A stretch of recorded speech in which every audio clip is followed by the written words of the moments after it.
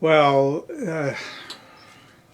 nature in general is hugely significant in our lives to like inspire us and give us strength. And I find particularly the forest somehow, like I was raised in the prairie and I love the prairie landscape, but somehow the forest is even more, it has more impact on me in a sense because you're sort of in it, like with all the trees. And when I teach people about nature, I use the principle of fascination. And I have a saying that if you spend one day in the forest, you'll have an experience, at least one experience that's really fascinating. And we never know what that'll be, but that can be very moving. And like it might be a certain animal that you see, or some kind of a scenario plays out. Sometimes the weather will be just amazing. And I think that we, for our emotional and spiritual health, nature is maybe, being in nature is maybe one of the best things we can do to support that. And when I was very little, like less than 2 years old, I had a severe trauma. And as a child, part of my recovering from that trauma was I was read stories, and the stories had forests in them. And it was only when I was in high school, when a teacher took us up canoeing on the Churchill River, that I realized we had a forest in Saskatchewan. I didn't realize that. And it was kind of amazing to me. And ever since, I've myself have been attracted to the forest. And I've also done a lot of work with youth, or maybe troubled youth, you could say, or we sometimes say inner city youth sometimes.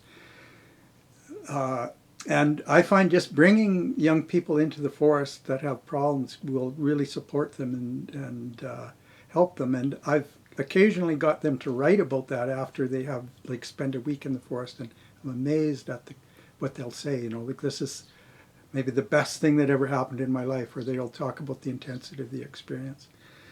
So I think it's been very powerful for me, and then I've been able to share that through some of the educational work that I do with other people. I think I was around 20 years old when I saw the first clear cut. I think it might have been one of the first clear cuts in our province. I'd been around forestry before then, and it was always a kind of selective logging. Like they call it high grading because they would take the biggest trees, but they would always leave lots of trees.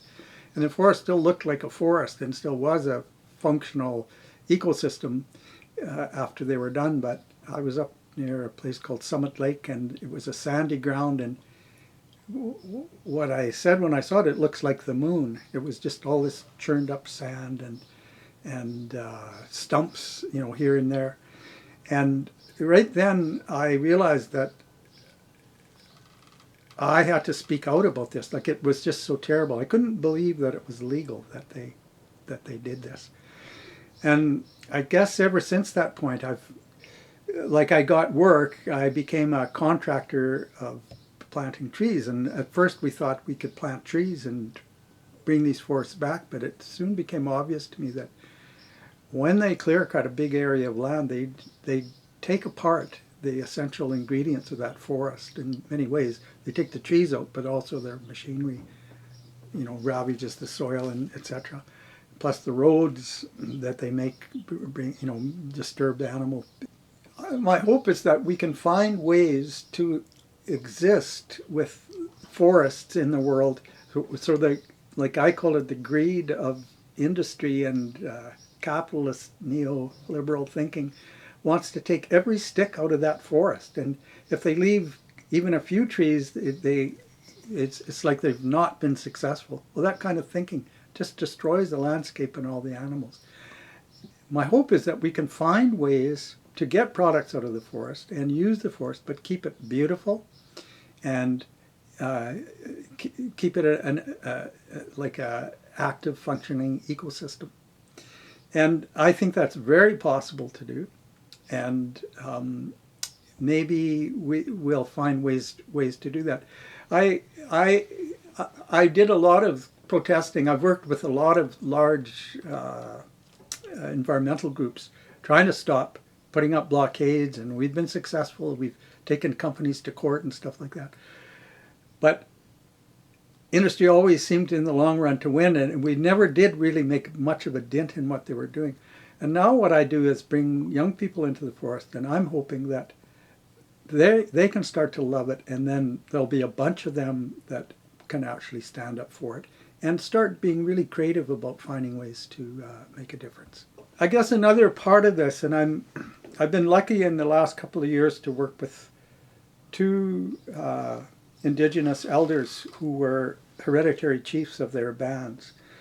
And I think one I'm working with right now from Makwasagegan, his name is Steve Morningchild, that he has got things to offer from his Indigenous point of view and from his history and his culture that can really be helpful. And so we were in a sweat lodge, and the spirits in the sweat sort of told us that we should work together. That was like, I think, the Indigenous people and the non-Indigenous people, to try to make this a better place. And so we've sort of picked that up, and I think I'm excited about, like I was just on the phone with a teacher, and we're going to take a classroom from Makwasagegan and a classroom from the south in Saskatchewan and get them working together on projects.